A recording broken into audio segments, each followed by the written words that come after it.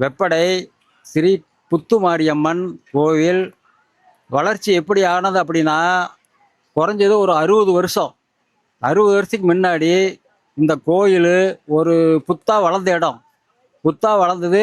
மேலே பந்தல் போட்டு தான் நாங்கள் சிறப்பான பூசை நடத்திட்டு இருந்தோம்.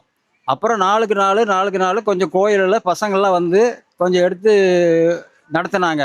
இப்போ கோயில் ஓரளவுக்கு சுமாராக கட்டியாச்சு. அது கோயிலுக்கு ஒரு இடம் ஒன்று ஒரு 50 லட்சத்தில் வாங்கி ஒரு கோயிலுக்காக ஒரு வீடு ஒன்று கட்டியிருக்கிறாங்க.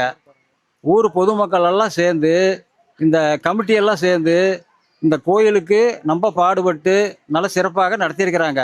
ஆனால் இந்த கோயிலுடைய பவரு எனக்கு மட்டும்தான் தெரியும். எல்லாம் இந்த பசங்களாம் அப்போ சின்னதாக இருந்தாங்க.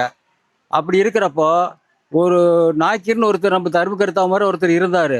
ஒருத்தருக்கு வெள்ளிக்கிழமை அன்னைக்கு ஒரு பேச்சுவரி மாதிரி வந்து நல்லாவே ஆகல. வெள்ளிக்கிழமை அன்னைக்கு நான் பூசைக்கு வரப்போ ஒரு பால் ஒரு 1/2 லிட்டர் வாங்கிட்டு வான்னு சொல்லி அவர் வாங்கிட்டு வந்து கொடுத்தாரு. அந்த பையனுக்கு சாமிக்கு மேலே ஊற்றி அந்த பாலை கொடுத்தது அந்த பையனுக்கு நல்லா போச்சு. இப்போ அவன் டாக்டராக படிச்சுட்டு இருக்கிறான். டாக்டர் ஆயிட்டான்.